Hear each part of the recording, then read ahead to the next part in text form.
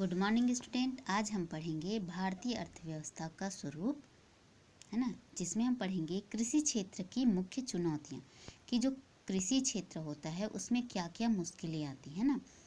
तो आप सबको पता है कि भारत एक कृषि प्रधान देश है। भारत में अधिकतर क्या है, अधिकतर भाग आज भी जो कृषि का भाग है वो मानसून पर निर्भर है ना। एक और क्या होता है कि सामान्य एवं समय पर वर्षा हो गई तो अच्छी फसलें प्राप्त हो जाती है, उससे लाभ होता है। वहीं दूसरी ओर क्या होता है, कई बार अधिक वर्षा हो गई या फिर वर्षा ही नहीं हुई तो क्या है, फसलें खराब हो जाती हैं। फसलों में होने वाली कई बार होता है कि बीमारियां हो जाती हैं, कीटों का प्रकोप हो जाता है, ओलावृष्टि हो जाता है। इन सब से भी क्या होता है, कृषि उत्पादन में कमी आ जाती है ना। कई बार पूरी फसल खराब हो जाती है।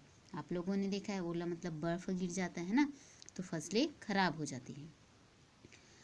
साथ ही क्या होता है, जो लागत वापस नहीं मिल पाता है, जितना उन्होंने फसलों को उत्पादन करने के लिए लगाया हुआ है ना, उसमें अनाज को खरीदना, जो बीज उगाते हैं ना उसको खरीदना, उसमें दवाइयाँ डालना, है ना। तो इन सारी खर्चों का क्या होता है, वो जो खर्चा उन्होंने किया है जिसको कहा गया लागत, वो भी क्या है, वापस नहीं मिल पाता है।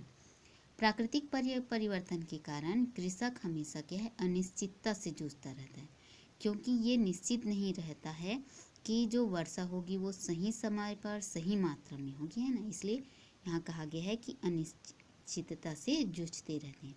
ऐसी स्थिति में क्या होता है, कई बार लोगों को कर्ज भी लेना पड़ जाता है, और कई बार कर्ज लेने के बाद वो कर्ज में और दबते जाते हैं, है ना। ये देखो ओलावृष्टि, ये बर्फ के गोले हैं, है ना।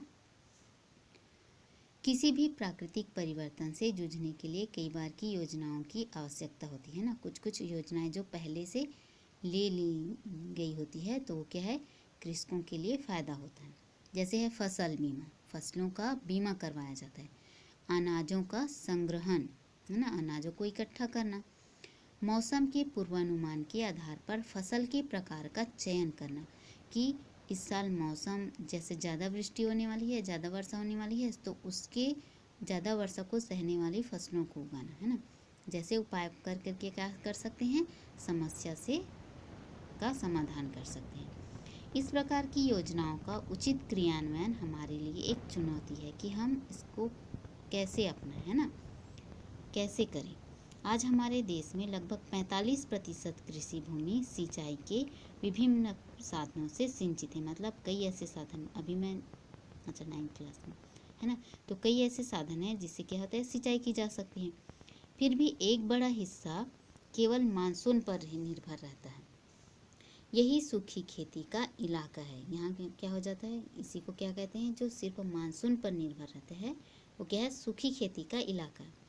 यहाँ जल संरक्षण पहला लक्ष्य है कि हम इसका क्या करें, जल संरक्षण पहले करें, क्योंकि यहाँ सूखा पड़ता है। तो जब हमको पानी की आवश्यकता हो तो हम जो संरक्षित करके रखे हैं, इकट्ठा करके रखे हैं जल, उससे क्या है, उस जगह को सिंचाई कर सकें। एक और यहाँ के किसान जौ, चना, तुअर, सोयाबीन, कपास, मूंगफली, ज्वार आदि की खेती करते हैं, तो दूसरी ओर सिंचित क्षेत्र में सबसे ज़्यादा सिंचाई भूमिगत जल के माध्यम से होता है। और आप लोग जानते हो कि भूमिगत जल किसको बोलते हैं ना। परंतु यहाँ भी अत्यधिक भूमिगत जल के दोहन से, मतलब अत्यधिक मात्रा में अगर हम भूमिगत जल का उपयोग करते हैं तो जो जल स्तर है ना, भूमिगत जल का स्तर जो है वो और नीचे गिरते जाता है। उदाहरण दिया गया है कि उदाहरण स्वरूप एक व्यक्ति ने अपने घरेलू कार्य एवं सिंचाई हेतु नलकूप खुदवाया, है ना, अपने घर के काम के लिए। उसे 20 वर्ष पूर्व सिर्फ 150 फीट पर क्या पानी मिल गया था, है ना, 150 फीट की गहराई पर पानी मिल गया। 5 साल बाद दूसरे ग्रामीण ने क्या किया, नल खुदवाया और उसे 250 फीट की गहराई पर पानी मिला। इसका मतलब क्या हुआ कि जो जल स्तर है वो नीचे जा रहा है ना। तो नीचे जाने से उस व्यक्ति का बोर सूख गया, क्योंकि इसने क्या किया, 250 फीट की गहराई पर पानी प्राप्त हुआ। तो इसको जो 150 फीट पर मिला था उसका क्या है, बोर सूख गया। इसके 3 वर्ष पश्चात उसने अन्य ग्रामीणों ने 300 फीट की गहराई तक नलकूप खुदवाया। यदि यही क्रम चलता रहा है ना कि और गहराई तक अगर हम खुदवाते रहें तो उससे क्या है ना, जो जल है, जो ज़मीन के अंदर इकट्ठा जल है वो क्या है, धीरे धीरे कम होते जाएगा, है ना। कुछ वर्षों में भूगर्भ से पानी प्राप्त करना मुश्किल हो जाएगा, है ना। इसीलिए आप लोगों को हम लोग बार बार समझाते हैं कि जैसे नल से पानी बेकार ही बह रहा है ना, उपयोग है तो उपयोग करो, लेकिन अगर बेकार ऐसी बह के जा रहा है तो उसको नल को क्या है, बंद किया जाए, है ना। देखें, हमें गिरते भूजल स्तर की गंभीरता को समझना चाहिए। जो जल स्तर गिरते जा रहा है ना, भूजल संग्रहण के लिए हमें वर्षा जल को स्टॉप डैम, मेड़बंदी, गहरे कुएं बनाकर संग्रहित करना चाहिए। इससे भूजल का जो स्तर है वो गिरावट की संभावना क्या हो जाती है, कम हो जाती है ना। भूजल वैज्ञानिकों का सुझाव है कि अब लोगों द्वारा ग्रामीण एवं शहरी क्षेत्रों में धीरे धीरे जो वैज्ञानिकों की सोच है उसको ग्रामीण में और शहरी क्षेत्रों में भी अपनाया जा रहा है ना।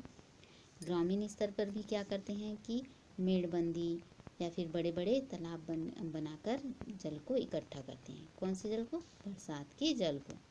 फिर हम पढ़ेंगे भूमि की उर्वरा शक्ति को कैसे बचाएं, है ना, कि जो भूमि में उत्पादन करने की क्षमता है उसको हम कैसे बना के रखें। तो आप लोग ये पढ़ के रखिएगा, है ना। आप लोग पुस्तक तो पढ़ते नहीं होंगे, तो आप लोग पढ़ो तभी अच्छा होगा आप लोगों के लिए, है ना। आज के लिए इतना ही।